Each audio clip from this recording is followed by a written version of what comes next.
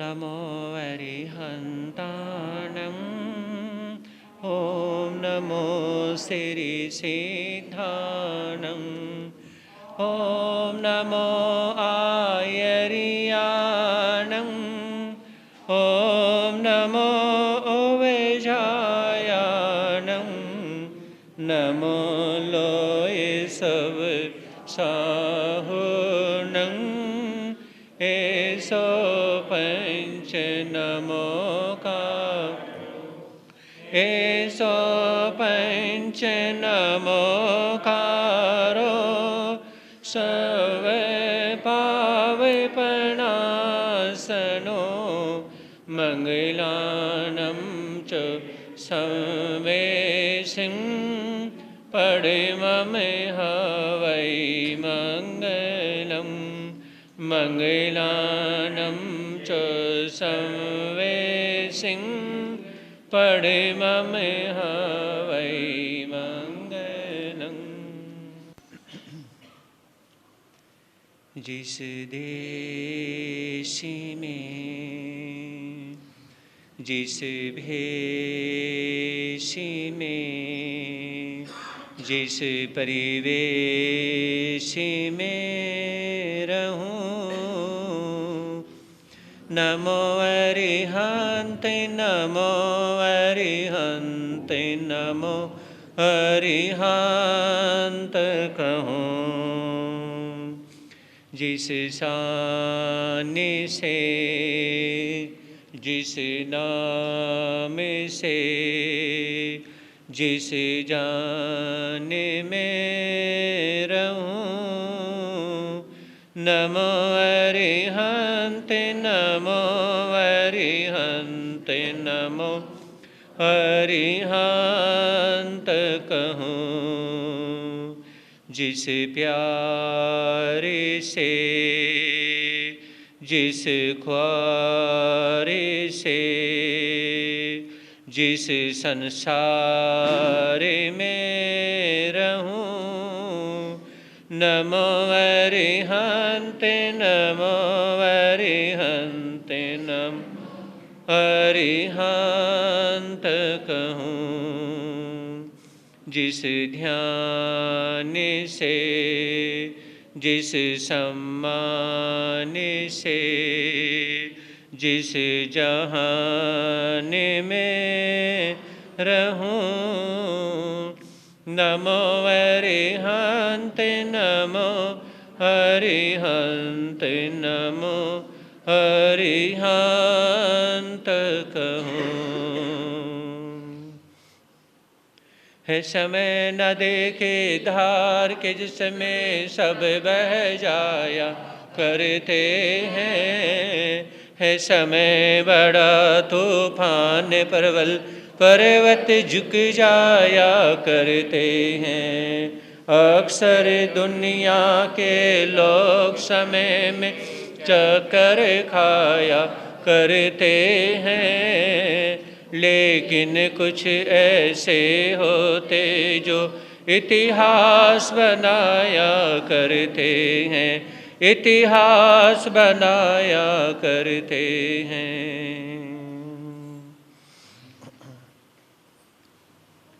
चरम तीर्थंकर श्रमण भगवान महावीर स्वामी के चरणों में कोटि से वंदन अभिवंदन। पूज्य गुरुदेव के पावन चरणों में असीम आस्था के साथ कोटि से वंदन अभिवंदन। धर्म प्रेमी बंधुओं, आपके समक्ष कुछ देर के लिए विचार खुद से पहले भजन के कुछ लाइनें से भी मिल करके बोलेंगे। बोलिए शांतिनाथ भगवान की। ना बोलो बोले तुम कड़वे कोई दिल रूठ जाएगा। न बोलो बोले तुम कड़वे कोई दिल रूठ जाएगा। न खींचो प्रेम का दामन ये दामन छूट जाएगा। न खींचो प्रेम का दामन ये दामन छूट बिना सोचे बिना समझे न फेंको जुबां से पत्थर। बिना सोचे बिना समझे न फेंको जुबां से पत्थर। मिलेगा फिर न दिल से दिल, ये शीशा टूट जाएगा। मिलेगा फिर न दिल से दिल, ये शीशा टूट। न बोलो बोले तुम कड़वे, कोई दिल रूठ जाएगा। न बोलो बोले तुम कड़वे, कोई दिल रूठ। प्रेम के मोती महंगे हैं, नहीं मिलते बाजारों में। प्रेम के मोती महंगे हैं, नहीं मिलते बाजारों में। क्रोध डाकू लुटेरा है, ये मोती लूट जाएगा। क्रोध डाकू लुटेरा है, ये मोती लूट। न बोलो बोले तुम कड़वे, कोई दिल रूठ। मुनि केवल नहीं लगते मीठे बोल के पैसे। मुनि केवल नहीं लगते मीठे बोल के पैसे। कटु वचनों से अपनों का रिश्ता टूट जाएगा। कटु वचनों से अपनों का रिश्ता टूट। न बोलो बोले तुम कड़वे, कोई दिल रूठ जाएगा। न बोलो बोले तुम कड़वे, कोई दिल रूठ।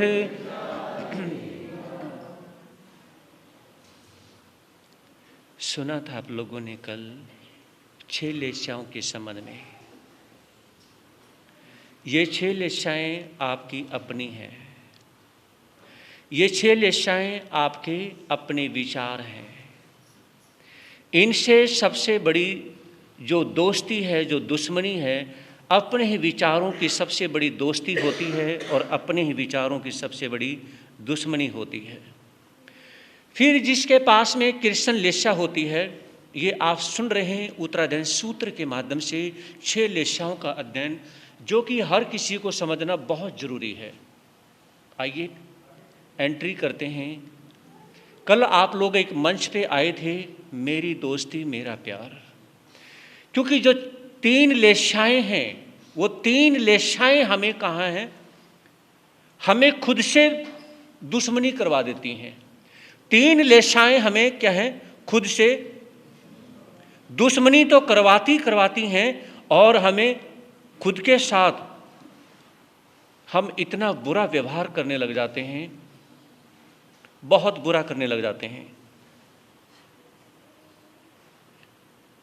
तो कल आप लोगों ने सुना था, जिस लेस्या में बंध होता है उसी लेस्या में मरण होता है। मतलब बंध से अभिप्राय विचारों का बंधन होना, बंध से अभिप्राय आयु का बंध होना, बंध से अभिप्राय अगले जन्म का बंध होना कि ये आत्मा मरने के बाद में वहां जाएगी। तो वो जो बंद करती है, जो आयु का बंद करती है, जैसे जिसकी आयु जितनी होती है ना, उसको उतनी आयु का क्या हो गया? बंद हो गया। तो इसमें यह कहा कि जिस आयु में बंद हुआ उसी आयु में मरण होता है, और जिस आयु में हमारा मरण होता है उसी यानी कि लेशा में मरण होता है, तो उसी लेशा में क्या होता है? हमारा जन्म होता है। ये आप लोगों ने कल सुना था। चलिए आगे बढ़ते हैं।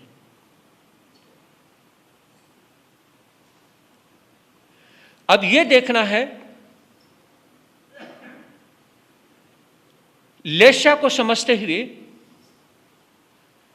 कि जब हमने जिस लेशा को स्वीकार नहीं करना, मतलब इसका मतलब ये हुआ कि आप कृष्ण लेशा में नहीं हो, नील लेशा में नहीं हो, कापोत लेशा में नहीं हो, मतलब इन बुरे विचारों में नहीं हो। अब अच्छे विचार जो हैं पदम लेशा है, आप पदम लेशा में हो। एग्जाम्पल, आप बहुत अच्छे विचारों में हो। यूं समझे कि इसमें आप किसी का बुरा नहीं करना चाहते, और कोई घूमते कोई ड्रिंक करने के बाद में कोई ऐसा व्यक्ति आ जाए शराब पीने के बाद में, यानी कि उसे ध्यान ना रहे और वो धर्म स्थान में, यहाँ स्थानक में, प्रवचन हॉल में आ जाए। गौर से समझना बात को।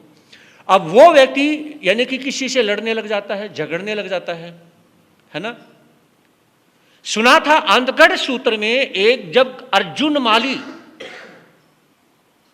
चारों तरफ 62.5 किलो का मुदगर लेके घूमता है, मारने के लिए दौड़ता है, हर रोज 6 पुरुषों को और 1 औरत को मार देता है, हत्या कर देता है। ये अंधगढ़ सूत्र में सुना था ना। तो उसमें राजा शरण्यक ये कहते हैं कि कोई भी बाहर नहीं जाएगा, जिसको जो जरूरत है वो यहीं से अपना पूरा करे, और गेट बंद कर दिए जाते हैं ताकि अर्जुन माली अंदर ना आए। लेकिन शेठ सुदर्शन अपने माता पिता को कहने लगे, हे माता पिता, मुझे भगवान महावीर के पास दर्शन करने के लिए जाना है। तो उस समय भगवान महावीर के दर्शन करने के लिए जब वो जाने के लिए तैयार होते हैं, माता पिता कहने लगे, बेटा तू यहीं से दर्शन कर ले, हाथ यहीं से जोड़ ले। कहा कि अगर तू यहाँ से हाथ जोड़ लेगा तो भगवान महावीर तो तुझे वहीं से देख लेंगे। तो शेठ सुदर्शन क्या कहने लगे, भगवान महावीर तो मुझे देख लेंगे, मुझे पता है, लेकिन देखना कौन चाहता है? देखना तो मैं देखना चाहता हूं। मैं भगवान महावीर को देखना चाहता हूं, मैं दर्शन करना चाहता हूं। उनको क्या जरूरत है देखने की? अरे जरूरत मुझे है उनके दर्शन करने की, उनको देखने की, तो मुझे जाना है। बेटा तुम समझना क्यों नहीं चाहते हो? बेटा तुम्हें पता है कि शेठ यानी कि जो अर्जुन वाली है वो हर रोज 6 पुरुषों की और 1 नारी की हत्या कर रहा है। बेटा क्या जरूरत है? यहीं से भाव वंदना कर लो। लेकिन वो नहीं मानते हैं। कहा कि नहीं, मुझे अपने भगवान के दर्शन करने के लिए जाना है। अब वो जाते हैं। जैसे ही जाते हैं तो देखा कि सामने से अर्जुन माली आ रहे हैं। अब शेठ सुदर्शन के पास में कौन सी लेस्या है? कृष्ण लेस्या है? बोला करो। नहीं है, क्योंकि वो बुरी है और वो भगवान के दर्शन करने के लिए जा रहा है। तो कृष्ण लेशा कैसे हो सकती? कल सुना था आप लोगों ने, कृष्ण लेशा बहुत बुरी है। और नील भी कापोत ही, उसके पास में नील लेशा भी नहीं है, कापोत भी नहीं है। तो उसके पास में जो पद्म और शुक्ल यानी कि तेजो लेशा में, देखो शुक्ल लेशा तो हो ही नहीं सकती, वो तो होगी तो उस जन्म में वो भगवान बना देगी। समझ रहे हैं? शुक्ल लेशा, शुक्ल ध्यान अगर आएंगे तो उसमें शुक्ल लेशा तो आ ही नहीं सकती। तो शेठ सुदर्शन के पास में चाहे वो पद्म लेशा थी, तेजो लेशा थी, लेकिन अर्जुन माली के पास कौन सी लेशा थी? कृष्ण लेशा थी। अब यहां पर क्या क्या फरमाया है कि अर्जुन माली आ रहे हैं अपना मुदगर लेकर के, किसकी तरफ? शेठ सुदर्शन की तरफ। शेठ सुदर्शन वहीं पे खड़े हो जाते हैं, हाथ जोड़ के खड़े हो जाते हैं, आंखें बंद कर लेते हैं। क्यों हाथ जोड़ के खड़े क्यों होते हैं? क्यों खड़े होते हैं? क्योंकि वो अर्जुन माली की लेस्या को एक्सेप्ट नहीं करना चाहते। वो अर्जुन माली की लेस्या को या उसके विचारों को, उसके बुरे विचारों को एक्सेप्ट नहीं करना चाहते। वो नहीं चाहते कि इसके विचार, इसकी भावना, इसके मारने की, पीटने की मैं स्वीकार नहीं करना चाहता। इसलिए वो वहीं खड़े हो गए। और एक बात कहूं, जब आप लेस्या को स्वीकार नहीं करना चाहो तो उसमें क्या करना चाहिए? पचखाण कर लेना चाहिए। क्या कर लेना चाहिए? माता, क्या करना चाहिए? पचखाण करना चाहिए। पचखाण कौन सा पचखाण? आहार शरीर उपधि, पचकूं पाप अठार, मरण पाऊं तो बोशीरे, जीऊं तो आगार, है ना? ये पचखाण कर लेना चाहिए।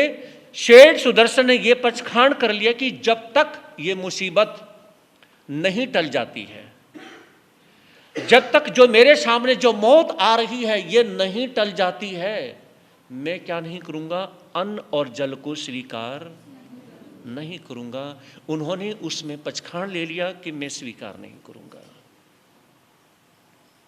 तो पचखाण लेने का मतलब, जब आप किसी दूसरे व्यक्ति की लेस्या को स्वीकार नहीं करना चाहते, कई बार, अब देखिए, आप शादी में गए हैं, मुझे एक बात बहुत बुरी लगती है कि जो व्यक्ति पूरा साल शराब नहीं पीता है ना, कोई नशा नहीं करता, और वो शादी में, बर्थडे पे, एनिवर्सरी डे पे कर लेता है। जब आप हर रोज नहीं करते, अपने घर में अकेले में बैठ के आप जरा सी भी ड्रिंक नहीं करते, तो फिर सैकड़ों लोगों के बीच में वो जरा सी ड्रिंक क्यों ले लेते हो? दोस्त के कहने से, या जीजा या साला के कहने से, या किसी और के कहने से क्यों लेते हैं? ले लेते हैं। बहुत से ऐसे हैं जो कभी नहीं लेते, साल में 2-4 बार, कभी यानी कि साल एक ही, यानी कभी या कभी एनिवर्सरी डे, कभी कुछ ऐसा होता है तो वो ले लेते हैं। मतलब लोगों के सामने पाप करते हो और अंदर खाते धर्म करते हो। क्या लोग आपकी बात पर विचार करेंगे? वो ये कहेंगे जब सबके सामने इसने भले ही जरा सी ली है, ले तो ली, है ना, ले तो ली।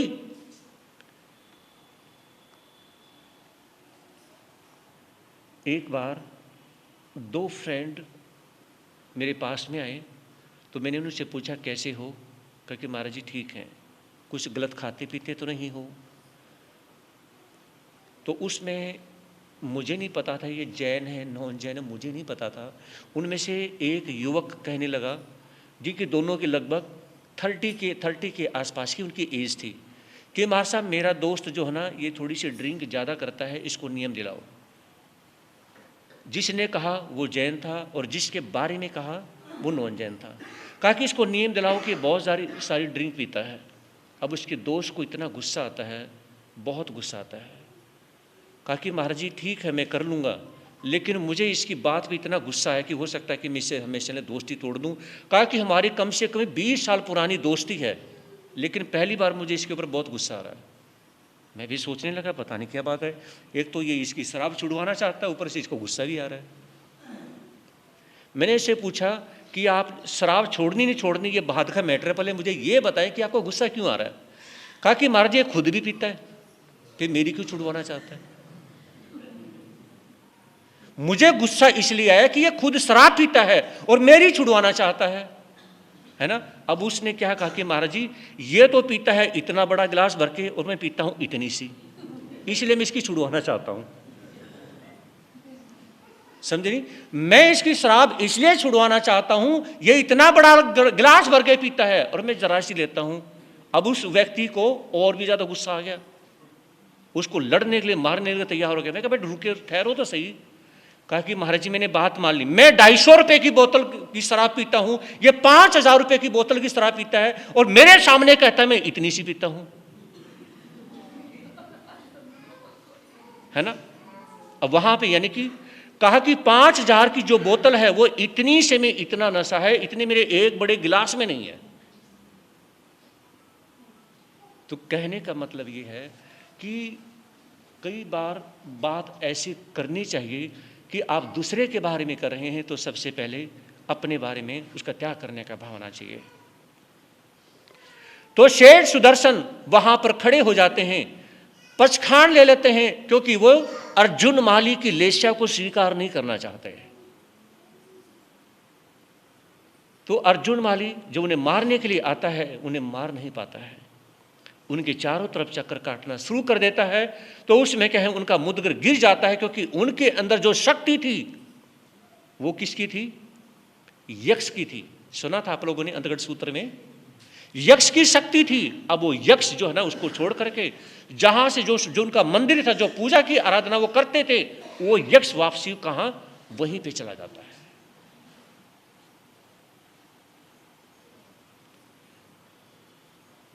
तो कहने का मतलब शास्त्रों में आता है कि अगर आप किसी की लेस्या को स्वीकार नहीं करना चाहते तो पचखाण लेना, और आप किसी की लेस्या को स्वीकार करना चाहते हैं तो वहां पे नतमस्तक हो जाना। जैसे कल मैंने आपके समक्ष कहा था, जब हम किसी को नमस्कार करते हैं, वंदन करते हैं, हाथ जोड़ते हैं, पैर छूते हैं, उसका मकसद क्या होता है? कि मैं भी आपके जैसा बनना चाहता हूं। मकसद क्या होता है और क्या होना चाहिए? मैं आपके जैसा बनना चाहता हूं, आपके जैसी पॉजिटिव एनर्जी हासिल करना चाहता हूं, क्योंकि मेरे पास में आपसे ज्यादा नेगेटिव एनर्जी है, मेरे पास में आपसे कम पॉजिटिव एनर्जी है, इसलिए मैं आपके यहां पर नतमस्तक होना चाहता हूं। समझे नहीं? इसलिए मैं नतमस्तक यानी कि आपके समक्ष हो रहा हूं। तो उसमें जब हम झुकते हैं तो लेस्या को स्वीकार करनी हो तो झुक जाओ। लेस्या को अगर स्वीकार करना हो, सामने वाले की लेस्या को स्वीकार करना हो तो झुक जाओ, और सामने वाले की लेस्या को स्वीकार नहीं करना हो, बोलते क्यों नहीं? पचखाण ले लेना। अगर सामने वाले की लेस्या को स्वीकार नहीं करना तो पचखाण ले लेना, और अगर उसकी लेस्या को स्वीकार करना है तो फिर नतमस्तक हो जाना। अगर आप झुक गए, आपने हाथ जोड़ लिए, तो आप उसकी लेस्या को स्वीकार कर लोगे, और उसकी लेस्या को स्वीकार नहीं करना चाहते तो पचखाण ले लेना, क्योंकि हो सकता है वो व्यक्ति आपके ऊपर अटैक करे, और वो व्यक्ति अटैक कर दे, और अटैक करने के बाद में उस व्यक्ति की डेथ हो जाए, तो डेथ होने के बाद में उसकी दुर्गति नहीं होगी। क्या समझे? उसकी दुर्गति नहीं होगी, उसकी अच्छी गति होगी। अब मैं आपको लेके चलना चाहता हूं आपके पंजाब की सरदार भगत सिंह। अपने देश के लिए मरना चाहते थे, और देश के लिए उन्होंने प्राण छोड़े भी, मरे भी, है ना? फांसी पे, देश के लिए वो फांसी पे चढ़ गए। अंग्रेज लोग क्या हैं, उनके साथ गलत व्यवहार कर रहे थे, लेकिन वो अपने देश को आजाद कराने के लिए क्या है, फांसी पे चढ़े, और उसमें उन्होंने यानी कि मौत को गले लगा लिया।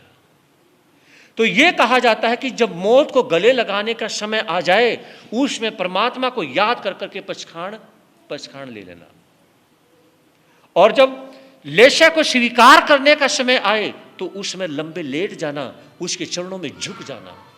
तो ये यहां पर कहा। दूसरा प्रसंग आता है अरहन्नक श्रावक। अरहन्नक श्रावक जो हुए हैं, तो वो अपने साथियों के साथ में जब जहाज में, नाव में जब वो जा रहे थे, एक देवता परीक्षा लेने के लिए आता है, और अरहन्नक श्रावक को कहता है कि या तो आप धर्म को झूठा कह दो, और नहीं तो मरने के लिए तैयार हो जाओ। उसके साथ में जो उसके दोस्त थे, फ्रेंड थे, वो कहने लगे अरहन्नक क्या जाता है, एक काम करो, धर्म को झूठा बोल दो, अपनी जान छूट जाएगी, उसके बाद में क्या करना, धर्म ध्यान कर लेना, 2 माला ज्यादा फिर लेना। तो अरहन्नक श्रावक कहने लगे कि मैं नहीं कहने वाला। अब वो क्या करता है, जो देवता है, उसके फ्रेंडों के समय जो नाव थी, जो भी जहाज था, उसको ऐसे की ऐसे उठा लेता है। अभी भी कह दो, समय है कि धर्म झूठा है, और नहीं कहोगे मैं तुम्हें इस समुद्र में डुबो के मार दूंगा। तो अरहन्नक श्रावक कहने लगे जो मर्जी करना हो करो, मैं धर्म को झूठा नहीं कहता हूं। और वो उसमें क्या कर लेते हैं, पचखाण ले लेते हैं। वही आर शरीर उपदी पचकू पा पठार, मरण पाऊं तो बोशी रे जीव तो आगार।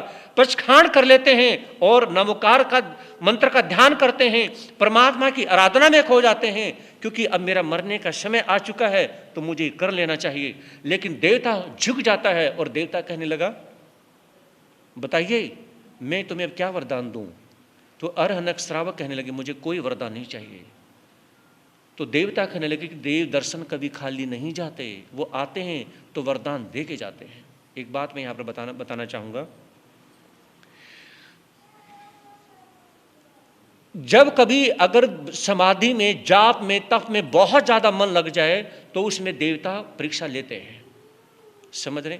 देवता परीक्षा लेते हैं, और परीक्षा लेते समय अगर आप कर रहे हैं और डर गए तो वो उसमें चोट मार के जाते हैं, और उनकी चोट फिर ऐसी होती है कि वो जिंदगी भर तड़प तड़प के सांसें छोड़ता है।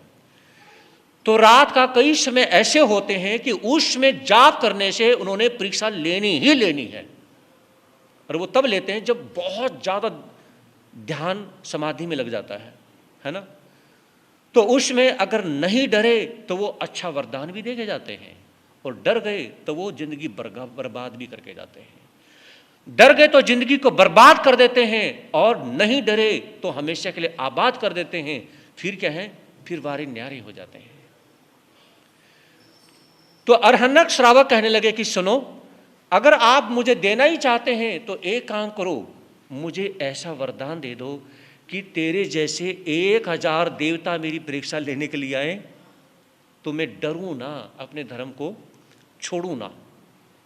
तो उसमें जब ये कहा तो देवता कहने लगे कि सुनो, ऐसी शक्ति, ऐसी पावर, ऐसी विल पावर तो आपके पास पहले से ही है।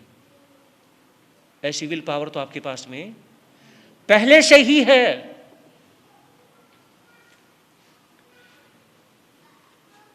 तो कहने का मतलब लेशा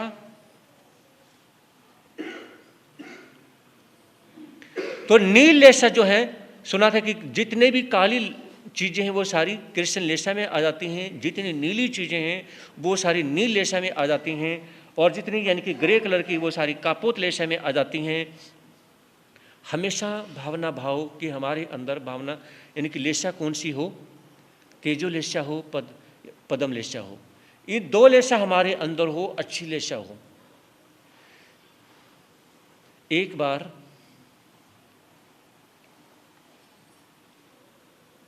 एक सेठ जी के परिवार में वो पति और पत्नी थे, और उनका बेटे की क्या है, शादी कर दी थी। बेटा विदेश में पैसा कमाने के लिए जब चला जाता है तो बेटे की जो नूह थी, बहू थी, वो पानी भरने के लिए कुएं पे जाती हैं। तो पानी भरने के लिए जब वो कुएं पे गई तो उसमें पानी वो भर रही थी। उस समय एक व्यक्ति आता है पानी पीने के लिए, तो उसने कहा कि बहन आप मुझे पानी पिलाएंगी? अब वो कहने लगी कि पहले आप ये बताएं कि आप हैं कौन, आप हैं कौन? तो उसने कहा कि मैं एक यात्री हूँ। तो वो बहन कहने लगी कि यात्री तो इस संसार में 2 ही हैं, आप तीसरे यात्री कैसे आ गए? पहले मेरे प्रश्न का जवाब दो और फिर पानी पी लो। अब वो व्यक्ति दूर जाके बैठ गया, जवाब मैं दे ही नहीं सकता, है ना। अब दूसरा व्यक्ति आता है, उसने भी कहा कि बहन आपके पास में डोल है, बाल्टी है, क्या मुझे पानी पिलाएंगी? तो उसने कहा कि पहले ये बताएं कि आप हैं कौन? तो उसने कहा कि मैं तो गंवार हूँ। कहा कि संसार में 2 ही गंवार हैं, तीसरे तुम आए कहाँ से? उन्हें सोचा कि जवाब मैं दे नहीं सकता, अब वो भी दूर वहीं पे जाकर बैठ गया। अब तीसरा व्यक्ति आता है, वो कहने लगा, ऐसे ही पानी पीने के लिए कहता है। तो उसके साथ उससे भी प्रश्न पूछा गया, आप कौन हैं? कहा कि मैं तो एक गरीब हूँ। कहा कि संसार में 2 ही तो गरीब हैं, आप तीसरे कहाँ से आ गए?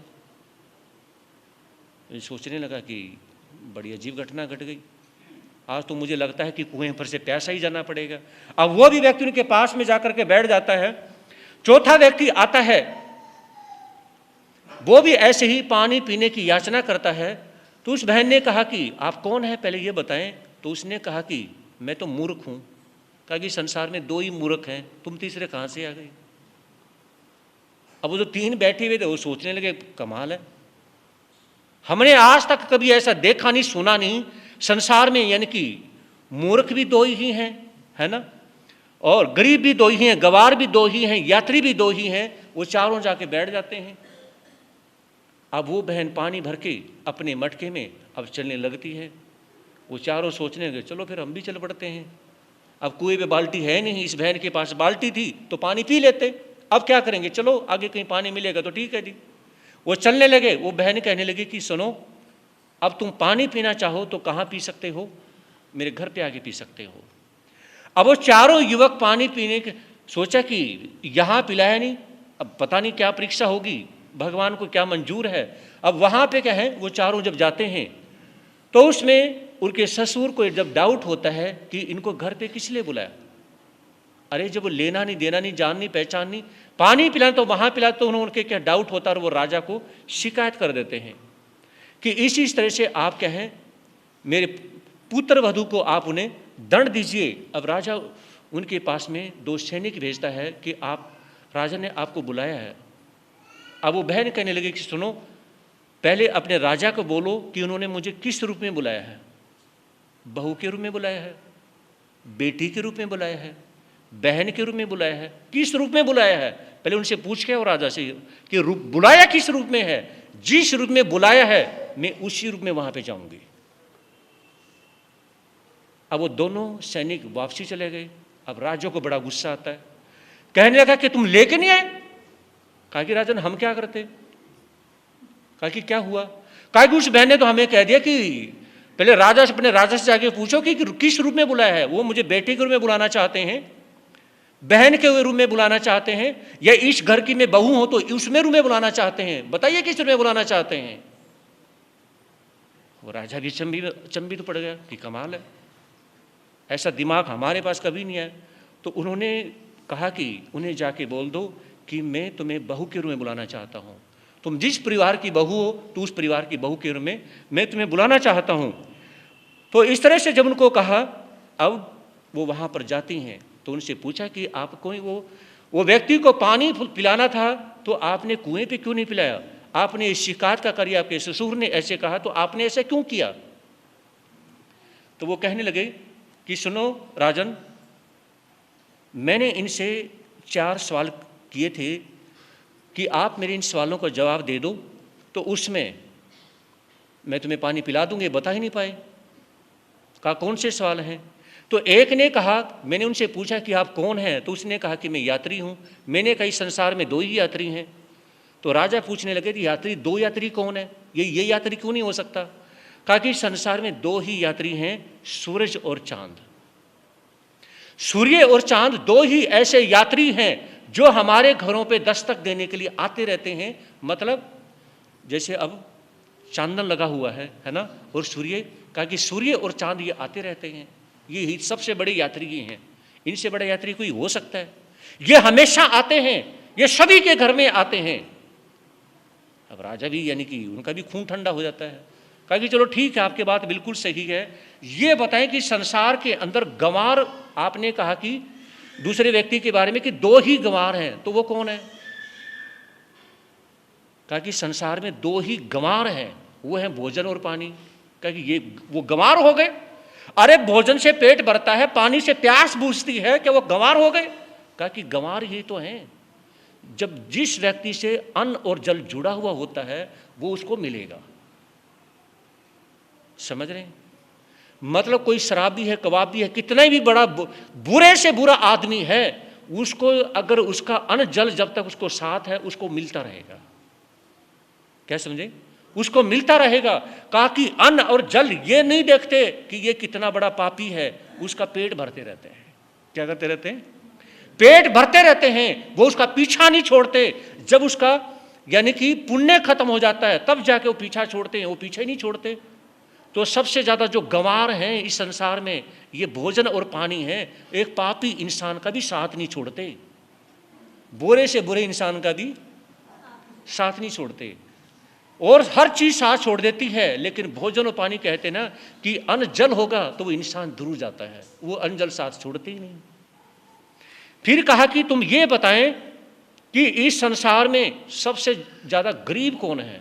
कहा कि गरीब 2 ही हैं, या तो इस संसार में सबसे ज्यादा गरीब कौन है, या तो गाय है आज के समय में। कहा कि सबसे ज्यादा जो गरीब है या तो गाय है, और या किसी परिवार की एक बहू है, उसे क्या है बार बार हाथ फैला फैला करके क्या है चीज मांगनी पड़ती है। जब नई नई शादी होती है उसे क्या है मांगना पड़ता है, और क्या है अपने शौक मारने पड़ते हैं, अपना सब कुछ मारना पड़ता है, और बहुत बार तो अपने शौक सब कुछ खत्म करके जिंदगी खत्म करनी होती है। उसे कोई नहीं समझ पाता है। इस संसार के अंदर अगर कोई गरीब है, या तो गाय है और या एक परिवार की एक बहू है, कहा कि ये दो इस संसार के अंदर सबसे बड़े गरीब हैं, इन्हें कोई नहीं समझता है। अब राजा भी कहा कि बात बिल्कुल सही है। अब फिर कहने लगे, कहा कि अब आप ये बताएं, इस संसार में दो मूर्ख हैं, अब वो कौन है? अब वो बहन कहने लगी, पहले मुझे ये बताएं, बता तो मैं दूंगी, लेकिन आप मुझे कुछ सजा तो नहीं देंगे, मुझे छोड़ देंगे? कहा कि हाँ पक्का। कहा कि संसार में दो ही मूर्ख हैं, एक तो आप बैठे, यानी कि राजा को बोला कि एक तो आप सबसे मूर्ख हैं और दूसरा मेरा ससुर मूर्ख है। और भरी सभा में दोनों को कह दिया कि ये तो आप दोनों मूर्ख हैं, मेरे ससुर भी मूर्ख हैं और राजा भी मूर्ख है। अब उसका ससुर राजा की तरफ देखता है और राजा उसके ससुर की तरफ देखता है। ये तो बढ़िया काम कर दिया। अब राजा को गुस्सा भी बहुत आता है, उधर से उसके ससुर को भी गुस्सा आ रहा है। तो राजा कहने लगे कि आप ये बताएं कि हम ही दोनों मूर्ख क्यों हुए, बाकी और कोई मूर्ख नहीं है संसार में। कहा कि आप मूर्ख, सबसे पहले तो मेरे ससुर मूर्ख हैं। कहा कि इन्होंने कम से कम ये तो पूछना चाहिए था कि मैंने अपने घर के अंदर जो पानी पिलाने के लिए यानी कि जो बुलाया है, यानी कि उनको पानी पिलाया, तो किस तरह से, अरे एक व्यक्ति हमेशा ही गलत हो अपनी बात पे ऐसा नहीं होता।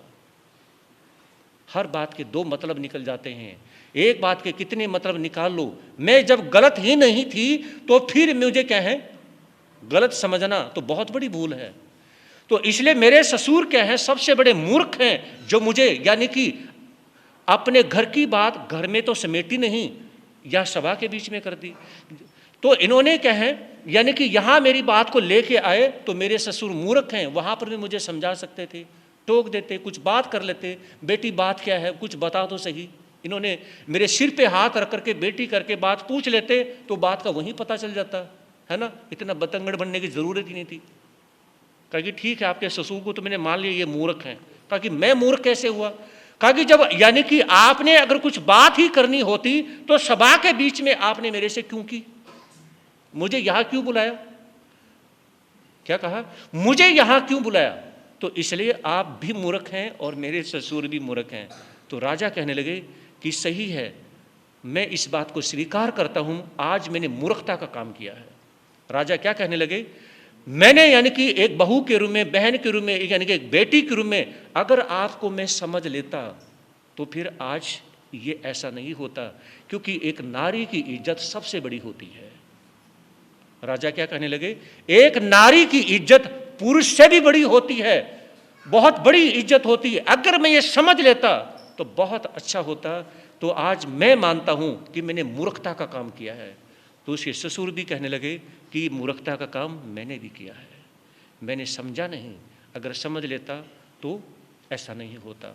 तो ये कहा जाता है कि जो तेजोलेशा के जो व्यक्ति होते हैं, जो पद्मलेशा के जो व्यक्ति होते हैं, वो अपने बारे में पहले कम सोचते हैं, वो सामने वाले के बारे में पहले ज्यादा सोचते हैं। तो लेशाओं के बारे में जैसा कुछ होगा कल आपके समक्ष कहने के बाद मिल करके भजन की आज कुछ लाइनें बोलते हैं। बोलिए शांतिनाथ भगवान की, बहुत हल्की आवाज आई। बोलिए ग्रामोद्धारक श्री क्रांति मुनि जी महाराज की। मुझे विश्वास हो गया कि आप भजन में ऐसे ही बोलोगे, पक्का? अच्छे वाला प्रॉमिस, ठीक है, अच्छे वाला प्रॉमिस है, ऐसे ही बोलोगे।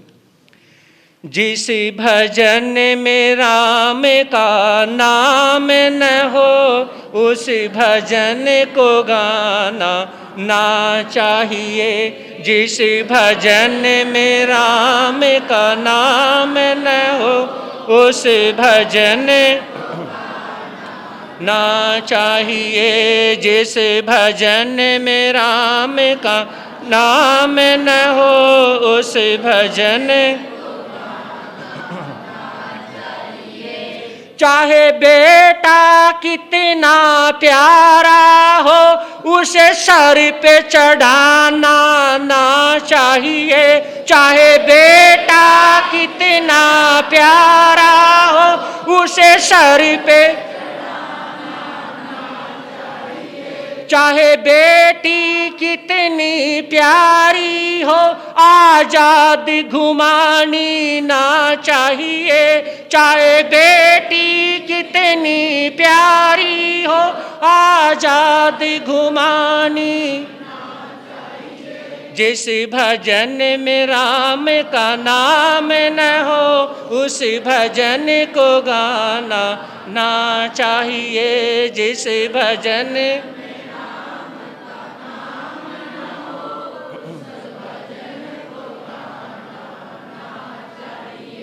याद रखना, जिस माँ ने हमको जन्म दिया, दिल उसका दुखाना ना चाहिए। जिस माँ ने हमको जन्म दिया, दिल उसका दुखाना। जिस पिता ने पाला है हमको, कभी उसे सताना ना चाहिए। जिस पिता ने पाला है हमको, कभी उसे सताना। एक बात कहूँ, नाम न हो उस भजन, जिस भजन में राम का नाम न हो, उस भजन। यहाँ पर हमारी माताओं ने जो छोटे छोटे संतों को, हमारी बहनों ने जो एक छोटे छोटे संतों को एक भाई की तरह जो यहाँ पे संभाला है ना, रियली इतना प्यार और इतना मान सम्मान हर क्षेत्र में, हर जगह देखने को नहीं मिलता है। तो अगर मैं ये कह दूं कि यहाँ पर बहुत बड़ी हम दोनों संत, आपके बेटे जैसे, आपके भाई जैसे जो दो संत हैं, बहुत बड़ी हम झोली भर के लेके जाएंगे। और यहाँ पर एक भी तो परिवार ऐसा नहीं जिस परिवार से कहें हमें मान सम्मान सेवा में हर सब कुछ ना मिला हो, तो उसमें कहें, कई बार कहें जहाँ प्यार अपनापन। और देखिए यहाँ जो बुजुर्ग श्रावक हैं, जैसे कि भीमसेन जी हैं, यहाँ समाज के प्रधान हैं, और कई जो बुजुर्ग श्रावक जिनके मैं नाम इत्यादि में नहीं जानता हूँ, तो एक ऐसे पिता की तरह जो हमारे जो श्रावक हैं, और यानी कि भाई की तरह जो है, यानी कि बिट्टू को मैं शुरू से ही इनको बोलता हूँ, यानी कि एक भाई की तरह, बड़े भाई जैसे की तरह बिट्टू है। और यानी कि जो समाज के जो विजय कुमार हैं, बॉबी हैं, और यानी कि केवल कृष्ण है, बहुत यानी कि जिनके नाम नहीं जानता हूँ, ऐसे बहुत सारे हैं। और इधर जो माता हैं, बहनें के हैं, सारा दिन जो लाइन लगी रहती है, ये एक बहुत बड़ी बात है। चाहे पत्नी कितनी प्यारी हो, पर भेद बताना ना चाहिए। आवाज नहीं आई? प्यारी हो पर भेद बताना। चाहे भैया कितना बैरी हो, पर राज छुपाना ना चाहिए। चाहे भैया कितना बैरी हो, पर राज छुपाना। जिस भजन में राम का नाम न हो, उस भजन को गाना ना चाहिए। जिस भजन में, उस भजन को गाना, जिस भजन में राम का नाम न हो, उस भजन।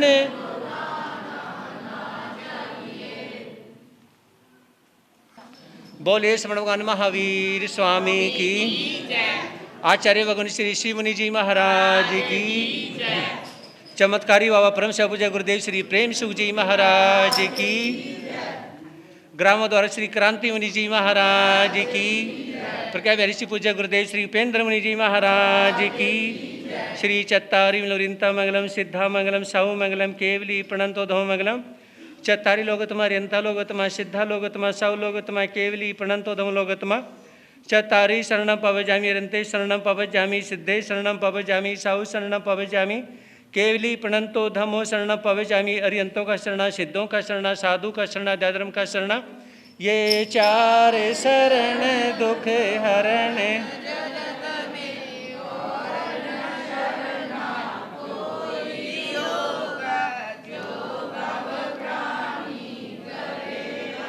चरण उसे का अजरे अमर पद, उसे का सदा ही